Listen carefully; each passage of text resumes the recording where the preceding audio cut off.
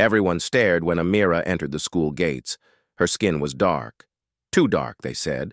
Her clothes were clean but simple, too simple for this rich school. And her eyes, they were strong, too strong for a poor girl. The guards at the gate looked confused. The students whispered. The teachers raised their eyebrows. No one said welcome. No one smiled, but Amira didn't stop. She held her small school bag close and walked slowly across the big school ground. This was her first day at Crescent Heights High School, one of the best schools in the city. Only rich children studied here. Their parents were doctors, lawyers, politicians. They came in big black cars. They wore designer uniforms and expensive shoes. Amira came by bus. She wore a second-hand uniform, and her shoes had small scratches, the kind you get from walking. Too far for too many years. The first laugh, she entered Class 10B. It was quiet at first. Then someone laughed. It was a boy sitting in the back row, tall, handsome, wearing a silver watch. His name was Zayan. His father owned 3 factories. He was the most popular boy in school. "Wrong class," he said loudly. The class laughed. "A maid doesn't belong here." Amira paused. She looked at him, but she didn't speak. She walked to the empty seat in front. The laughter stopped. Her silence was strange. It made people uncomfortable. The skin. They mocked Amira had lived her whole life hearing the same words. Too dark. Not beautiful. Poor girl's daughter. Stay in your place. Even when she got the scholarship, full tuition, free books, and a school uniform, people looked at her like it was a mistake. But she had worked hard. Top marks in every subject. Best student in her old school. She passed the test that even rich kids failed. But none of that mattered here. Here, skin came first. Money came second. Talent came last. The first test. The English teacher entered. He saw Amira and frowned. "You are new?" he asked. Amira nodded. "What's your name?" "Amira Hassan." He looked at the list. "Sit and open your book." The lesson started. The teacher asked Zayan to read the first page. He read, loudly, confidently. Then he looked at Amira. "Your turn," the teacher said. Amira stood up. Her hands were shaking a little, but her voice was clear. She read with perfect grammar, no mistakes, and full expression. The class went silent. Even the teacher raised his head. He didn't expect that. But Zayan rolled his eyes, memorized it. "Already?" he said. "No one speaks like that in real life." The class laughed again, but this time it felt forced. Some of them were confused. How could this girl, this dark-skinned girl, speak better English than them? Lunch break. During lunch, Amira sat alone under a tree. She took out a simple lunch, bread and boiled egg. The others had sandwiches, pizza, and juice boxes. No one sat near her. A group of girls walked by, whispering and laughing. "She smells like the street," one said. Zayan walked up with his phone. He pretended to film her. "Say something, Miss Dictionary. Let the internet see how smart you are." Amira didn't move. She simply looked up at him. Her eyes were calm, but behind them, something was burning. Zayan looked annoyed. He walked away. That night, Amira wrote in her small notebook, "They see my skin, but one day they will hear my voice, and they will not laugh." The cleaner's daughter days passed. The bullying continued. But Amira stayed quiet. She answered every question in class. She topped the weekly tests. She even helped a boy solve his math problem when the teacher left. But the teasing didn't stop. One afternoon, a boy from the class saw her at a small street near the school. She was wearing a different dress, old and faded. She was cleaning the floor of a small shop. That night, the video went viral in school groups. "Crescent Heights star student is a cleaner's daughter," it said. The next morning, Amira entered the class as usual. Heads turned. Some stared. Others giggled. Zayan stood up. "Tell us, do you clean better than you study, or the other way around?" Even the teacher looked down, silent. Amira looked at Zayan. Then she looked at the class. "No work is small," she said softly. "But mocking others, that's the lowest kind of work." The class froze. No one expected her to speak. She opened her notebook and began writing. "The fire inside that night," her mother cried. "I wish I could give you a better life," she said. Amira hugged her. "You already gave me something better," she said. "You gave me strength." Later that night, Amira watched a video on her old phone. It was about a female lawyer who fought for poor women in court. Her eyes lit up. That night, she wrote again, "I will wear the robe one day, not for revenge, but for justice." Amira was cleaning the shop floor again. Same dusty street, same cracked tiles, same broom, but this time, someone was watching. From across the road, a man in black stood silently. He held a folder in his hand. He didn't speak. He only stared. Amira looked up and noticed him. There, eyes met for a second. He nodded once and walked away. She didn't know who he was. She didn't know that this moment would change everything. Back to school. Back to shame. The next morning at school was worse than usual. Zayan had printed Amira's photo from the video, the one where she was cleaning. He passed it around. "The class. This is our future lawyer," he joked. "She can clean the judge's chair." Everyone laughed. The teacher walked in and saw the photo. But he said nothing, just told them to open their books. Amira stayed quiet, but her hands were tight into fists under the desk. An invitation in her bag later that day. When she opened her school bag, something was inside. Sealed white envelope.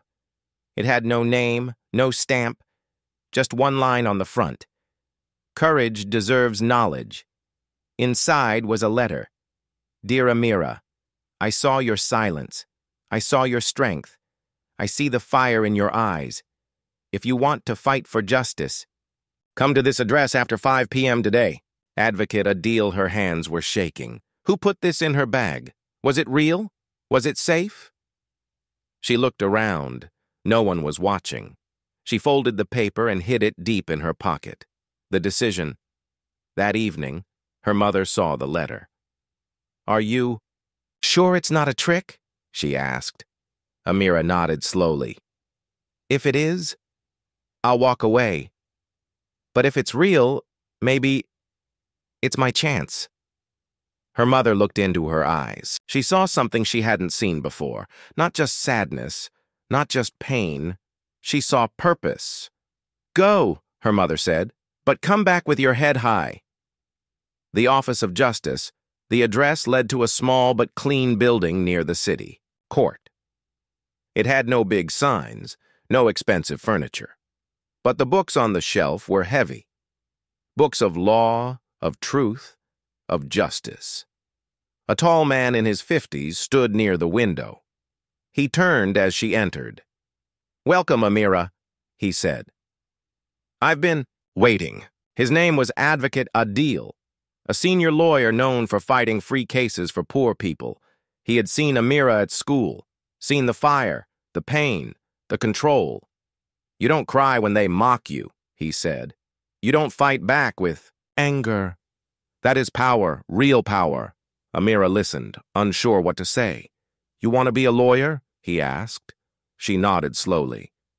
"Then come here every evening. I'll teach you. Not just books, but the courtroom, the real world." Her eyes filled with tears. The secret begins. From that day, her life changed. Every evening after cleaning the shop, she went to Advocate Adil's office. He taught her about basic rights. He gave her books, heavy ones. He asked her tough questions, and she answered, every single one. Her English got better, her voice grew stronger, and slowly her eyes stopped showing pain, only purpose. But no one at school knew. To them, she was still the poor girl, still the maid's daughter. The day they called her servant one day during lunch break, the cleaner didn't show up. The hallway was dirty. Spilled juice, muddy shoe prints. A teacher walked by. "Someone clean this up," he shouted. Zayan turned to Amira. "Go on," he said. "This is your job, isn't it?" She didn't move. He held out a mop.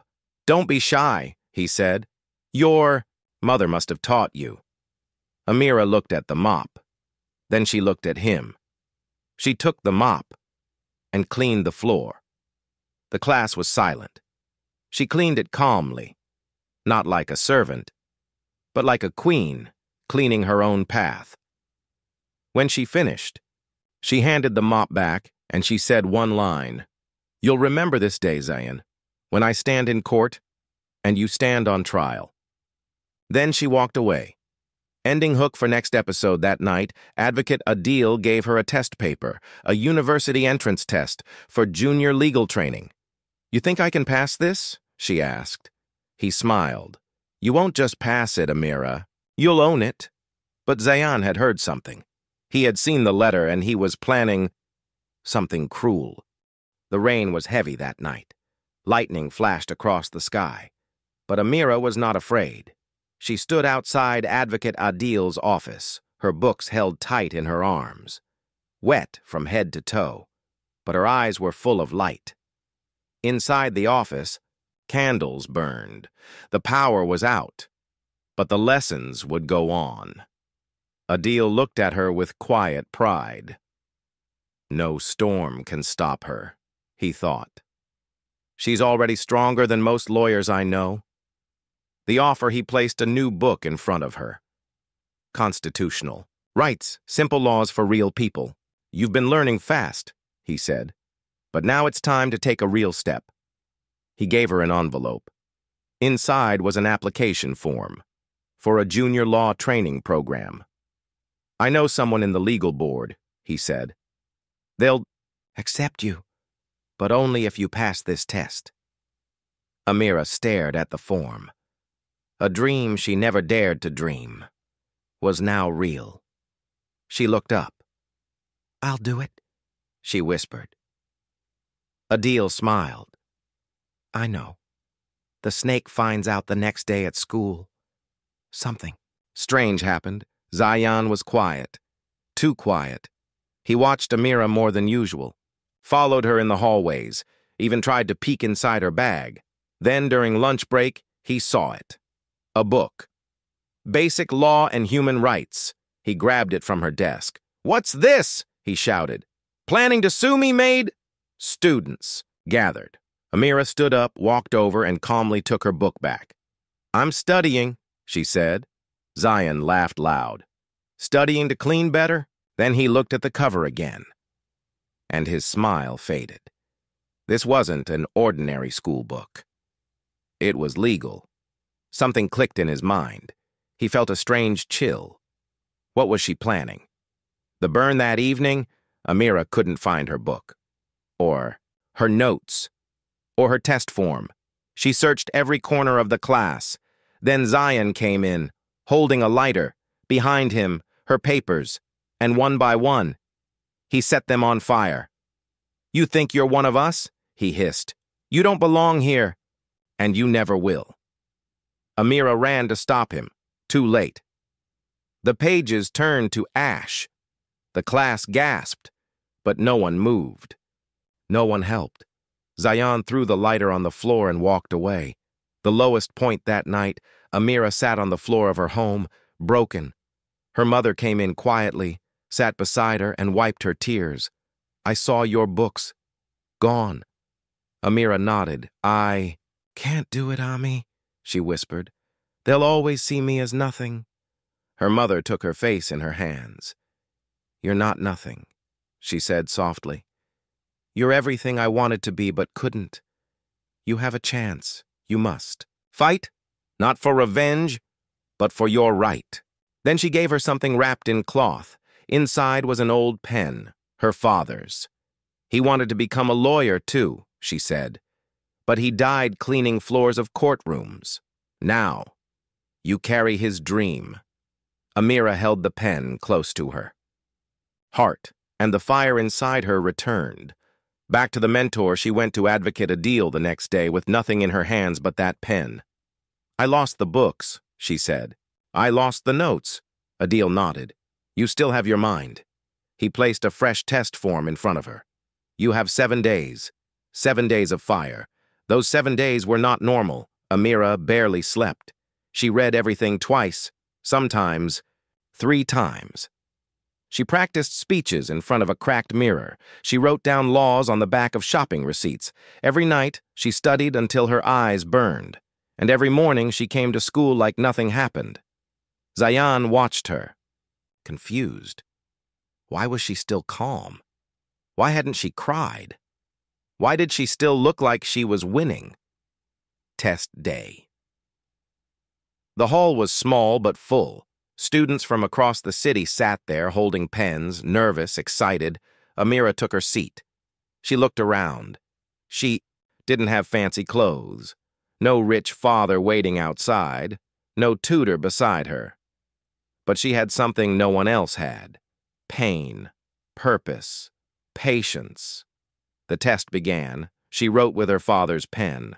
Her answers flowed like water, clear, strong, honest. The police officer stood at the door. Amira froze. Her mother stepped forward, voice shaking. "Yes, this is our home. What's the problem?" The officer looked at Amira. "There's been a complaint from Crescent Heights School." "Complaint?" her mother asked. "About what?" "She was found with stolen documents." "The," officer said. "Legal papers. Confidential." Amira's heart dropped.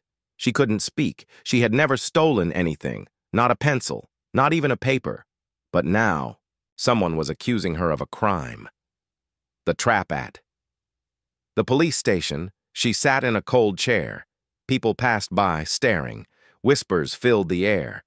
"She's just a maid's daughter." Probably did it. She kept her head down. A senior officer came in and placed some files on the table. "Do you know what these are?" he asked. Amira looked. They were fake copies of her law entrance form, scribbled with wrong information. "I never wrote these," she said quickly. "I didn't submit." "This," the officer looked at her closely. "Then why was it found in your bag?" Her eyes widened. "My bag?" That's when she knew. It was Zayan. He had done it. He hadn't just burned her books. He had set a trap. The silence before the storm. They let her go home that night. No arrest, no proof. But her name was now in a file, her dreams hanging by. A thread. Her mother made her warm tea, but Amira didn't touch it. She stared at the wall. Hours passed. She didn't cry. She didn't speak. Only one sentence echoed in her mind. "They will never let you rise." The mentor returns. Next morning, she didn't go to school. She went straight to Advocate Adil's office. He was on a call when she entered. He turned and saw her. Pale, tired, silent. He ended the call and stood up. She slowly handed him the fake documents. "They said I stole them," she whispered. "My name is in the police file now." Adil didn't say a word for a long time. Then finally he spoke. "I believe you." Those 3 words broke something inside her. Tears finally came. Silent, heavy tears. Adil placed a hand on her shoulder. "They're scared of you, Amira. That's why they're attacking." She looked up. "I don't want revenge," she said. "I just want truth." "And you'll get it," Adil replied. "But we will not fight with fire. We'll fight with facts." The legal pushback Adil filed a complaint to the school board. He requested CCTV footage. He spoke to the school legal officer, and something shocking happened. The footage showed Zayan entering the staff room. It showed him near Amira's bag. It showed everything. He was caught. But the school didn't want trouble. Zayan's father was a donor, a rich man, powerful. The school called Adil quietly. "We'll handle it internally," they said. "No need for court." Adil smiled. I'm not going to court. She is. Her first step into court was a small room. A quiet hearing, no media, no crowd, but Amira entered like a storm, wearing simple clothes, holding her father's pen. Eyes strong. Zayan sat across her, nervous for the first time. Amira stood, hands shaking slightly. She read her statement clearly, one word at a time. I was mocked for my skin, bullied for my background, and falsely blamed for a crime I didn't commit. All I ever wanted was to study, but someone didn't want me to rise. I will not stay silent, because silence helps the bully, not the victim. The room was silent. The judge read the evidence, then made the decision. Zayan is guilty of false accusation. The case is closed. The girl is free. But the war wasn't over. That evening, news spread across the school. Amira won the case. Zayan is suspended. She stood in court like a real lawyer. Some students were shocked. Some teachers were proud. Others, jealous. But Zayan wasn't finished. His father was furious. No girl from the slums will ruin my son's name, he said, and behind closed doors, a bigger plan was being made. The handcuffs clicked. Amira stood still, her wrists cold and tight. Two strange men dragged her from her home. Her mother screamed, running after them barefoot. But they didn't stop. The neighbors watched. Some whispered, some filmed on their phones. Why are they arresting her? She's just a student. Didn't she win a case last week? But no one came forward to help. The streets that once ignored her now stared like she was a criminal. The fake charges at the station, a new file was placed before her. It said, fraudulent documents, false admission, identity lies. Amira was shocked. This is not true, she shouted. I passed my test. I studied for weeks. Ask Advocate Adil. But the officer didn't care. He simply said, someone reported you, a respected businessman. Says you faked everything to enter the law program. Zayan's father, she knew it, but had no proof yet. They kept her locked for 6 hours. No water, no answers. Then just before sunset, a voice came from outside. Let her go, or charge me too. It was Advocate Adil. The rescue Adil entered the station with his own file in hand. He opened it on the officer's desk. Inside were her real test, paper, her result from the board, proof of her identity, CCTV from the night of the test drop-off. All clean, all legal. He turned to the officers. You arrested a girl without checking facts. You believed power over truth. Now you will. Answer to the bar council. The room went silent. Amira was released in 10 minutes. No apology. But her hands were free, and so was her voice. The press arrives. The next morning, it was all over the news. Poor girl, falsely accused after beating rich bully in court. Top. Lawyer mentors slum girl. System fights back. A small crowd gathered outside the court gate, not to mock her, but to support her, students, mothers, even strangers. A young girl from the back shouted, "You're my hero!" Amira smiled for the first time in days, but inside she knew. This wasn't over. Truth has a price. That same week, she was called. To the school office. Principal Karim sat stiffly behind his desk. You've caused a lot of noise, Amira. She stayed silent. He continued, your results are strong. Your test is clean.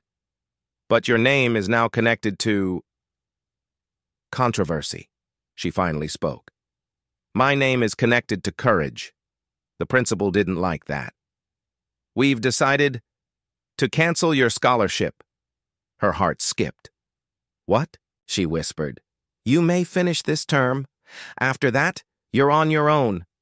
Back to her roots at home, her mother said. We'll manage. I'll work more. You'll work too if needed. But don't leave school. Don't stop now. Amira nodded. She cleaned floors in the early morning, studied at night, and in the day she walked the school halls with quiet pride. Zayan had disappeared, suspended for 2 months, but she didn't care anymore. Her focus was now on the bigger goal. Her first real case one evening, Advocate Adil called her to court. "Want you to sit inside," he said. "Not as a guest, as a legal assistant." The case? A poor maid whose salary had been stolen by her employer. The woman was too scared to speak. She had no papers, no money, no voice. But Amira stood beside her, and when the judge asked questions, Amira answered. Clear, calm, strong. The court ruled in their favor, and as the woman cried and hugged her, she whispered, "You're not just a student, you're already a lawyer." The courtroom was full. Some came out of respect. Some came to mock.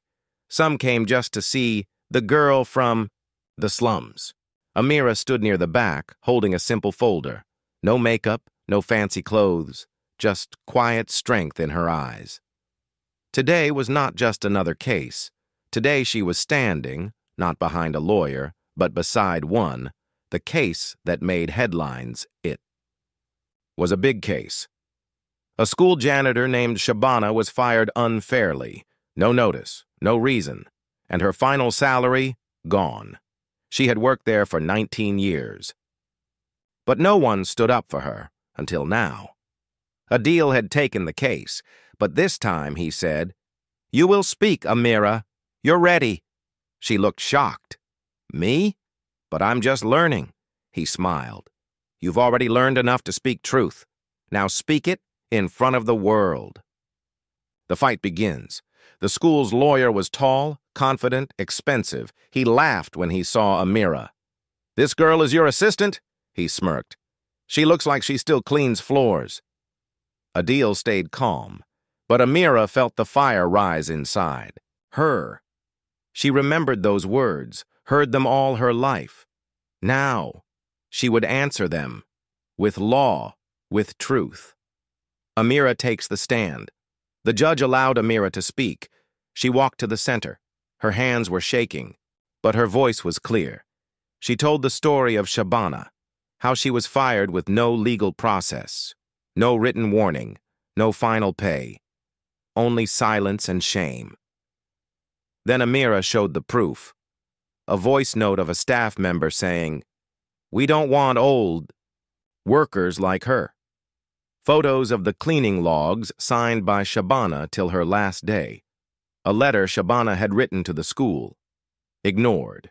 Every line, every word was real. And the courtroom started to change. The turning point. The judge leaned forward. "You're very young," he said. "But you speak like someone who's seen pain." Amira nodded. "I speak for those who can't, and one day I will do it from that chair, Your Honor." She pointed to the lawyer's table.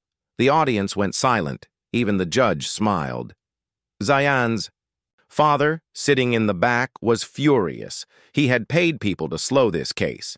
He had tried to crush her name, but now people were clapping for her. Even reporters were writing notes. Victory announced. After a short break, the judge returned. "Find the school guilty of wrongful termination. They must pay all pending salary, plus emotional damages," Shabana cried. Adil shook Amira's hand, but Amira didn't smile yet. She looked back at Zayan's father and saw his stare, cold, angry, but this time, scared. The rise begins that evening. Amira was invited to a youth event. They gave her a medal for courage in the face of power. She was now in newspapers, on social media, even TV. Girls from poor areas messaged her. "You give us hope. You make us believe we can fight too. But all fame brings danger." "Late at night," Adil called her. "I need to warn you," he said. "They're planning something big." The red words on the wall were still fresh. "You're just a girl with dirty skin. You'll never win." Amira stared at them. Her hands were cold, her heart heavy. This was more than hate. This was war. Books were torn, files missing. All the cases Adil had worked on, destroyed, and on the ground right near the door, Amira's photo half burnt. The collapse Adil entered moments later. He looked around in silence, then sat on the floor and held his head. This is too much, he whispered. Amira didn't speak. She picked up a broken chair and stood it upright. We fix it, she said quietly. We keep going. But Adil didn't move. He looked up at her with tired eyes. They've frozen our accounts, Amira. They've shut down the office license. They want me out, and they want you buried. The darkness grows. The next week was the worst. No office, no clients, no income. Adil disappeared for 2 days. No calls, no messages. At school, Amira was ignored. Some students who once praised her now looked away. Some said, she's in trouble now, her story's over. Even her teacher avoided eye contact. At home, the roof leaked. Her mother got sick with fever. The medicine was too expensive. One night, Amira sat alone on the stairs outside. She looked up at the stars. Maybe they were right, she whispered. Maybe girls like me aren't made to rise. She didn't cry. Her tears had run out. Voice in the dark at midnight, her phone buzzed. A message from an unknown number. Come to the old library alone tomorrow, 4 p.m. If you want to fight back, we have something you need. Amira stared at the message. Was it a trap, or was it the chance she had been waiting for? The library meeting the next day, she entered the broken-down old library. Dust everywhere. Silence in the air. Then she saw them. 3 people. 2 women, 1 man. One of them stepped forward. We know who you are, she said. We've been watching. Amira frowned. Who are you? The man smiled. We're lawyers, but not the rich kind. We fight from the shadows, for people like you. They handed her a brown file. Inside was something powerful. Proof of corruption, bank slips, fake receipts. Zayan's father had been bribing people to shut her down. The truth in her hands, Amira's hands shook as she flipped through the pages. This is what we need, she whispered. The woman nodded. You can win, but not quietly. You'll have to speak where everyone can hear. Amira looked up, her eyes filled with fire again. I will. The public call that night, Amira posted a short video. Simple words, clear message. They tried to break me. They called me dirty. They burned our files. But truth doesn't burn. I'm going to court again.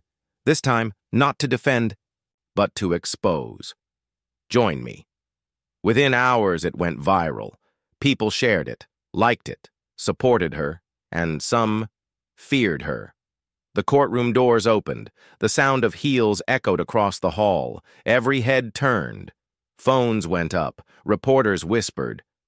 The same people who once mocked her now watched in silence, because the girl they once called nothing walked into court today wearing a lawyer's robe. The moment the world saw her, Amira didn't smile. She didn't wave. She simply walked straight, with pride in her spine and truth in her hands. Behind her stood Adil, back by her side. On one side stood her mother, wearing her best clothes. On the other, the 3 secret lawyers who believed in her and all around. The people. Some rich, some poor, all waiting to see. Could she really win? The case that shook the city today was different. This wasn't about one maid, or a school expulsion, or a fake police report. This case was about exposing a powerful man, Zayan's father, for bribery, forged documents, abuse of influence, and destruction of justice. Amira was leading the charge. Yes, she was still a student. But she had been given special permission by the Bar Council to present evidence under the mentorship of Adil.